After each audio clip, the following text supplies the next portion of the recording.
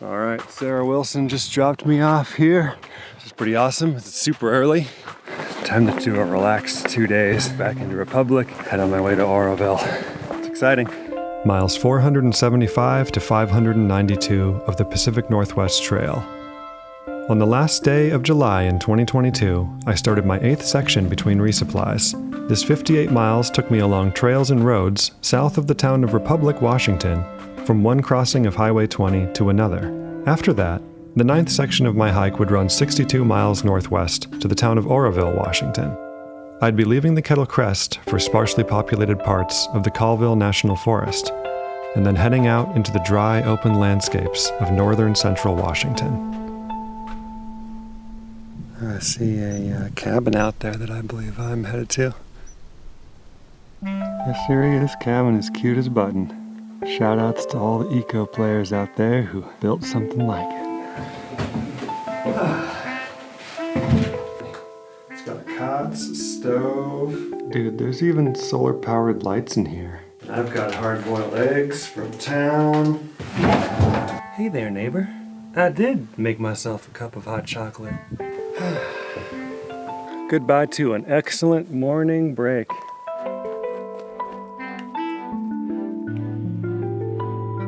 This Kettle Crest Trail, it's so nice. It's just a lot of different characters to this trail. You just don't know till you're out there what it's like. And I'm just enjoying filming out here so much. As far as I'm concerned, dude, this tree should be a celebrity.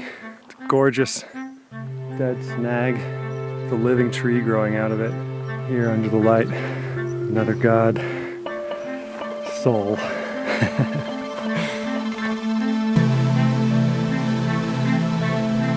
Now, each snag, each one deserves its own badass synth sound and a little trailing off ARP.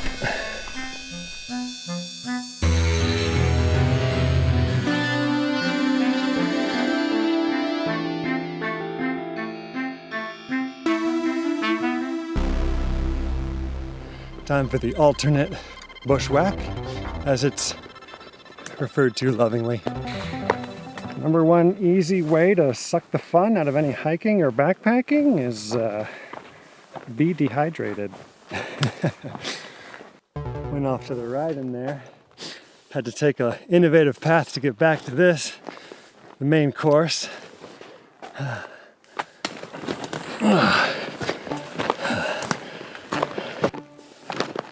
Yeah, that's lovely.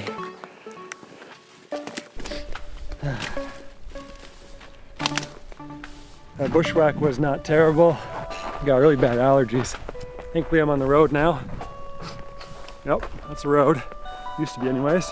I'm so allergic to something here.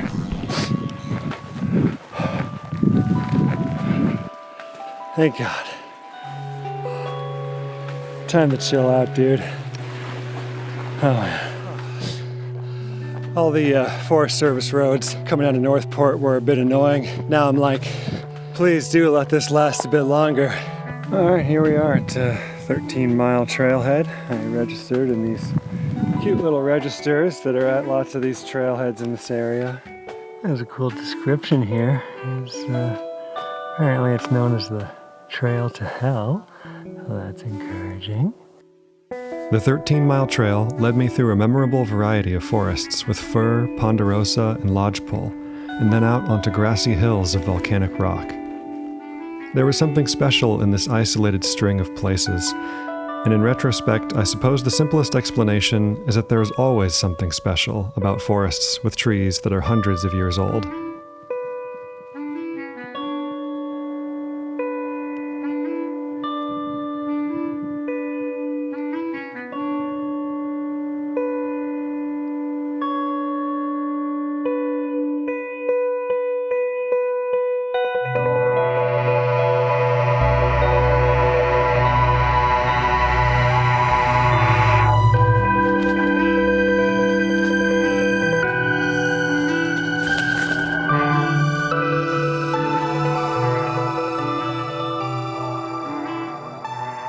The ground cover in the lodgepole pine forest is this nice grass that shines in the light. And then it also transitions into huckleberries, which can't complain about that. And it's just very different from any forest the PNT has gone through so far. Oh my God, it's the brown hill I saw earlier.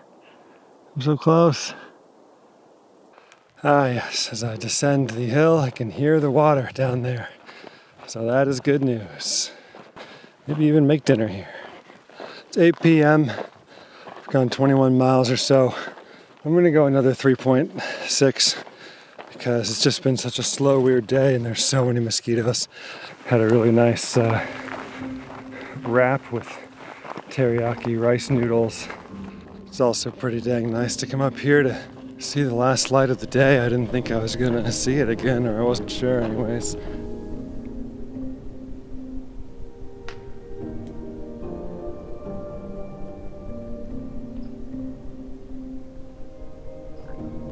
It's pretty gorgeous hiking even after sunset on these open hills. Super dry and just super nice.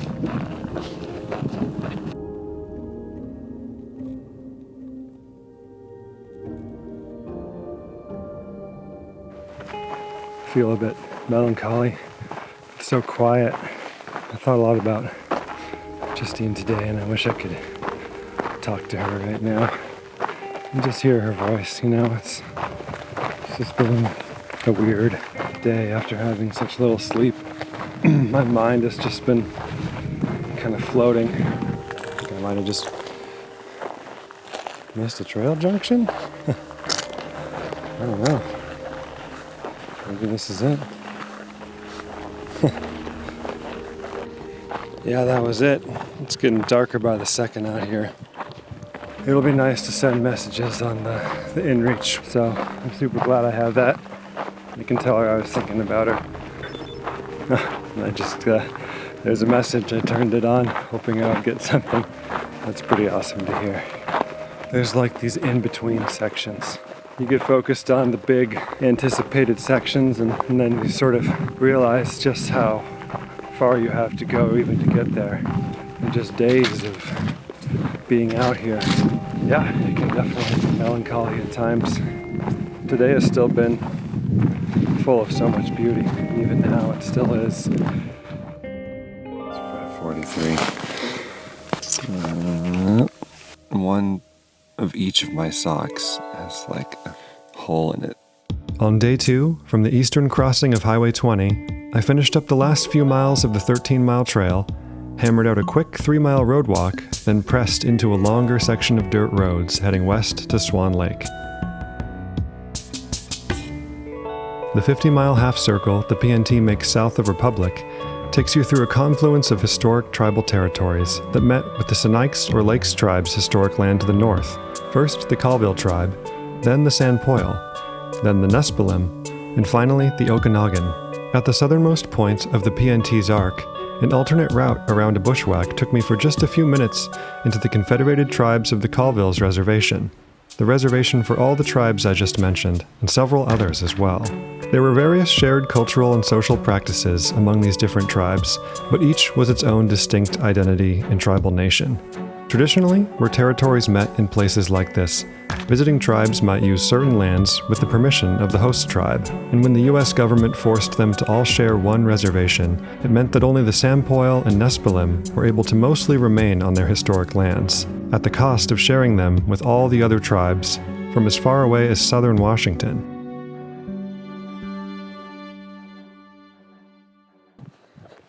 All right, got the road walk out of the way. Just had a nice little break at a picnic table at 10 Mile Campground. Today I'm really just hoping to go a lot faster than yesterday.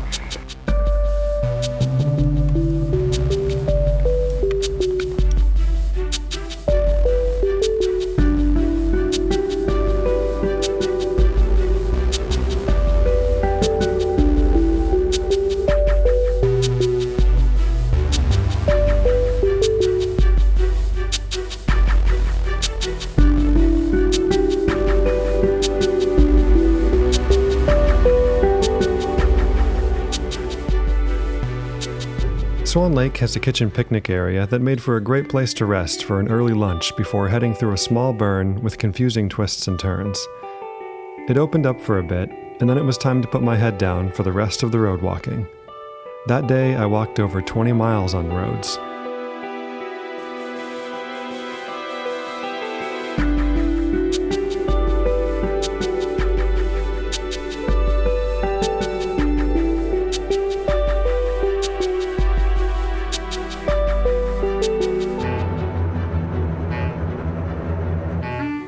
There is a lot of walking on forest road on the PNT, on the PNT, on the PNT, on the PNT.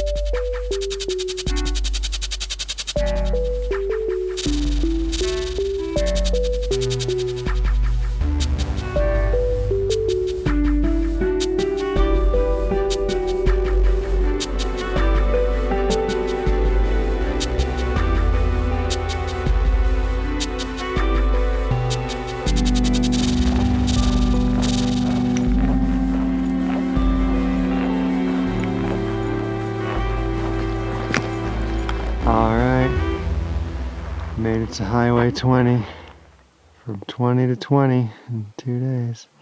And the cool thing is, I have a ride coming to pick me up to take me to town. Back in Prospector in Republic. Pretty easy section coming up, just like 58 miles or so. Gonna have a relaxing day in town though, and just get out there in the evening is the plan.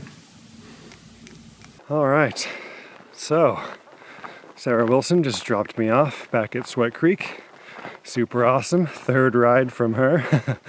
Almost a record. She gave another hiker Twig 4 ride, so didn't break the record, but really, really helpful. And there's supposed to be a really nice campsite just right up the trail, so I'm gonna set up nice and early. All right, starting my first day from Republic to Oroville. Sitka Coffee Roasters in Republic. Treated me very well. Got another day-old pastry gave me for free on deck. Heading on up to start the day. A little hill, then a little downhill, and then it should be pretty gentle. My 9th stretch between resupplies on the PNT was another rapid-fire 2 days and change from Highway 20 west of Republic to the town of Oroville, Washington.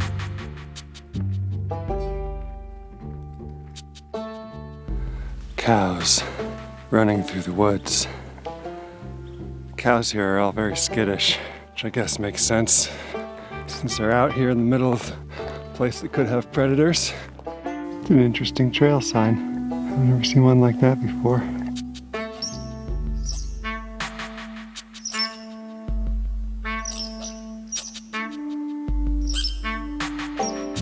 The PNT cut north from the Sweat Creek picnic area on Highway 20 to gain a nice ridge heading towards Clackamas Mountain, which it skirted the east side of before heading back down and out into open private land.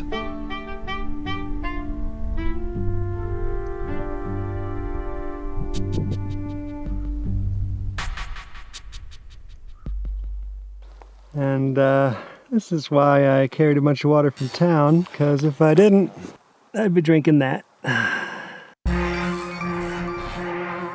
So yeah, I think I'm good. You just stay there, okay? And I'm gonna go that way.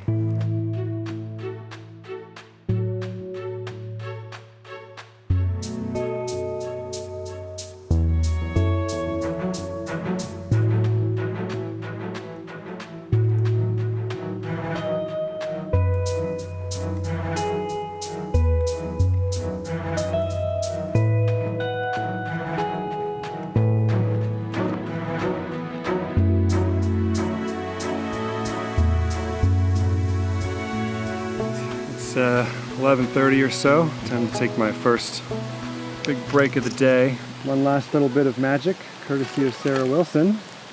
Oh yeah. There was something missing. Something through hikery.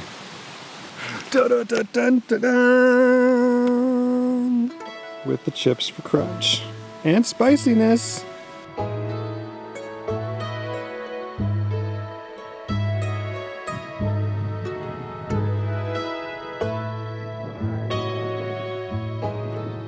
admit it, I'm pretty satisfied.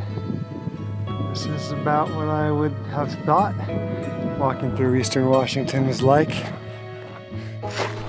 Seeing interpretive signs by the side of the road like this one is part of what makes me want to try and tell the stories a little bit more of Native history in America, because it's like there's so much glorification of homesteading. Homesteading in the wake of the Dawes Act is often described with euphemisms like it was on that sign, claiming that reservations were opened to settlement. But a reservation is reserved. It cannot be opened. It can only be annulled or broken. And that is what happened. Reservations all across the U.S. were broken apart without the approval of their tribes and split into pieces which non-tribal members and corporations would be allowed and encouraged to take many parts of for themselves. Knowing this history is a way to connect personally to the truth of what my home is, what it could be, and why I was born where I was born. Reality is distorted by the erasure of indigenous people, something which has been normalized for centuries in the United States. Seeing this only requires going one layer deeper under the page of a textbook, or a few sentences past where an interpretive sign might end. The PNT met a junction at which I had the choice of going towards Bonaparte Lake and Resort or heading northwest to Lost Lake Campground. There was a big fire in 2021, the year before, so I opted for the detour. Well, I'm on the alternate here that goes around Lake Bonaparte fire closure. This is an interesting road. I believe this dirt road here will get me to Lost Lake faster. You are here. I'm gonna take this groomed snowmobile trail right up to the bullseye. Going the other way to Mount Bonaparte Summit is probably a better route that also stops by a friendly resort. Unfortunately, instead of that, I had many miles on roads, so I was ready to get them done quickly. Thankfully, at least, Lost Lake Campground made for a great midway point on my detour to rest for the night. Well, I decided to stay at Lost Lake. Julia and Keith are a couple people who I met. Nice couple. They fed me wine and chicken strips when I threw my ramen on the ground by accident. That's a message from Justine. There were loons at the lake. Yeah, it was a good decision to stay here. I'm really glad I did.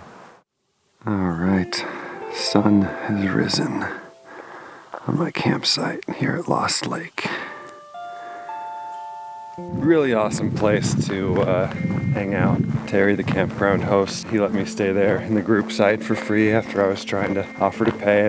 Yeah, had a really good time eating dinner and sharing stories. Going down road 33 to Havillah. 34 was 30 miles to Oroville. So could have just taken 34 all the way to Oroville. But, you know, if I'm doing that, I might as well just hop on I-90 and walk all the way to Seattle that way. Might as well just get that giant deforestation monster machine from Ferngully and plow a straight path all the way to Cape Oliva, you know? Road 33 it is.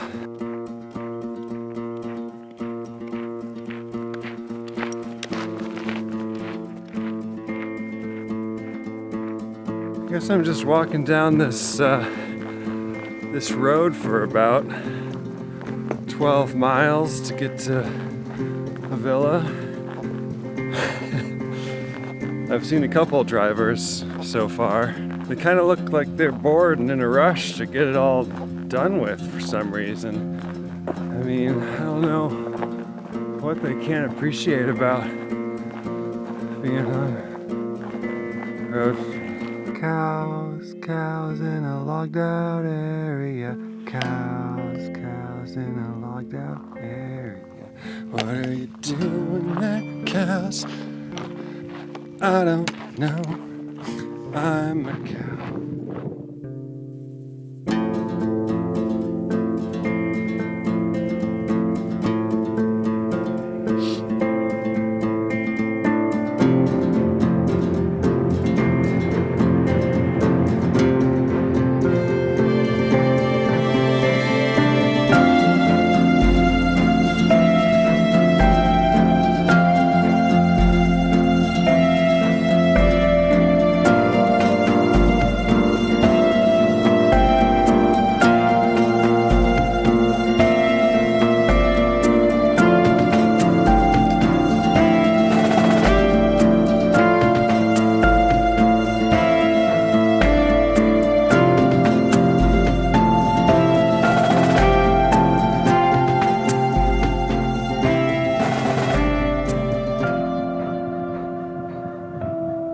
So there's this church in Havillah that has amenities for hikers coming through. I'm just having some watermelon in the church at Havillah. I just met Lynette. They invited me inside and gave me watermelon and these homemade cookies. Pretty incredible. Back out into the sun. I'm all loaded up with water.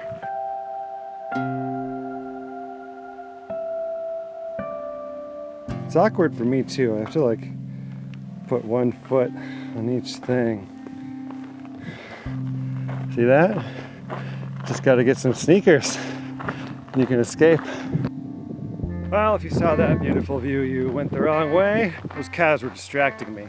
This is the road I was supposed to be on. It's been a actually pretty breezy road walk. Now I'm getting back onto trails, which is exciting. Hey there, cow. My name's Keegan. I'm Pound Cake. What's your name? Fair enough. Yeah, sun's been mostly hiding behind the clouds. That's pretty good. Really good. It's 4:17 and I have 7 miles to go till the next water. Solid, rigid facts to hold on to in this world of chaos.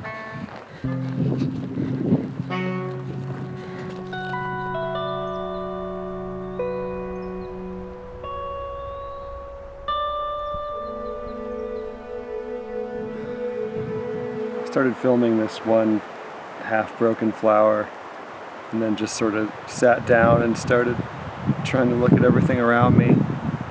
There's just such an infinity. It took me a moment to realize that this was a flower that was dying. Maybe it had been nibbled on by a cow, and it doubled over on itself, and it looked like some strange new species with purpling flowers instead of red, all intertangled with each other. And it makes me think about other things that are wounded, a tree half burned, becoming something other than just a tree, the actions of violence created by the world, remaking itself, redefining itself. The world is entirely composed of bodies and body parts, bodies with mortal wounds, all the excretions from cellular, multicellular life, ground up and reprocessed by other bodies, flows from volcanoes, injections of plutons, crystallizing, and then being exposed and eroding, just like bones, plucked apart, scattered by glaciers. The world is a cathedral of bodies.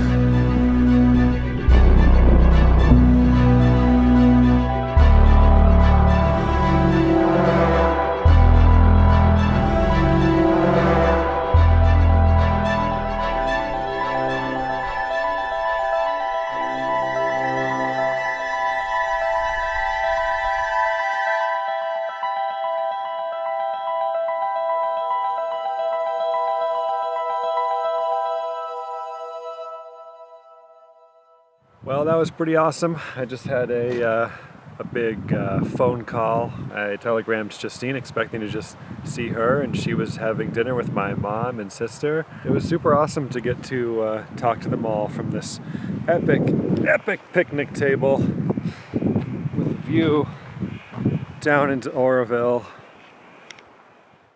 These thimbleberries are the real deal. They're pretty good. Yum, yum, yum, yum.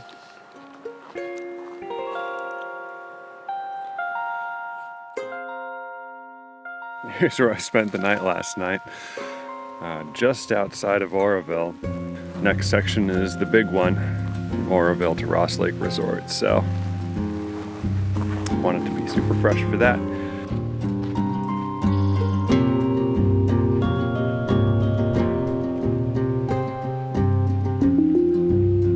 Civilization down in that valley.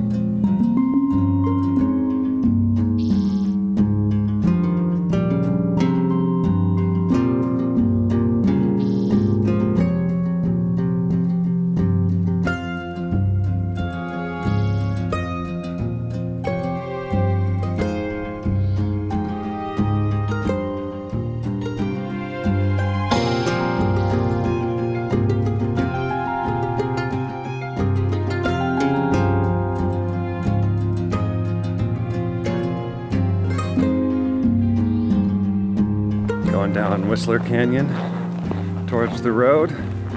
What's pretty cool is getting to walk through a town rather than having to hitchhike into it is pretty nice.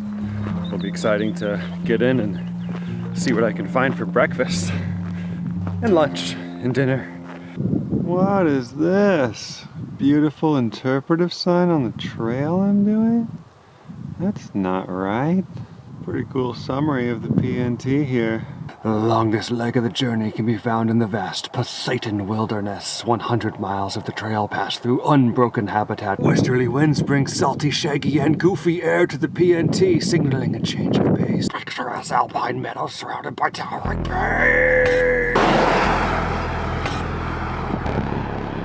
A bit of a nasty road walk, I think, awaits us. Yeah, it ain't the greatest, but this latest section at least has an actual shoulder, unlike a lot of other sections.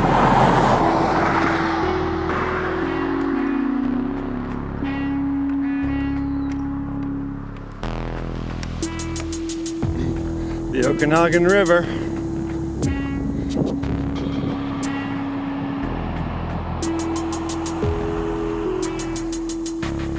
Going past the hardware store. Getting to the town of Oroville would mean that I was halfway through my 1,200-mile journey on the Pacific Northwest Trail, so it was a very exciting place to have in my sights at last. All right, the motel's even got a giant PNT map on front of it. It's a good sign. Boom.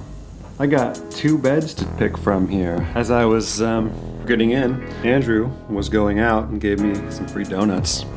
Thank you very much, Andrew. It was perfect timing because it's fuel that I can use to take a shower, become human. Pretty psyched. Seems like a great place for 2 nights. Oroville is the closest equivalent to getting to Kennedy Meadows South on the Pacific Crest Trail.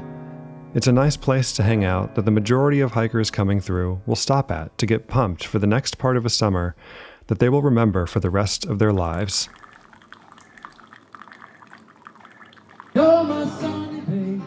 And just like that waypoint, for westbound hikers on the PNT, Oroville heralds the start of the longest alpine stretch of the trail, unbroken by roads. The next item on the agenda is to call the rangers up at North Cascades National Park to arrange for my permits for going through the park. All right, back in the saddle here with 7 days of food.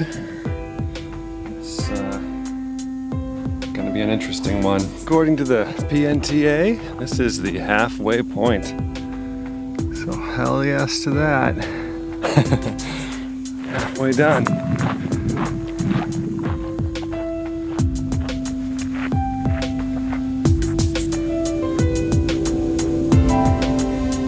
It was just as the interpretive sign promised, the vast Poseidon wilderness. And this is also where the trail meets with the Cascades, the mountains I grew up with.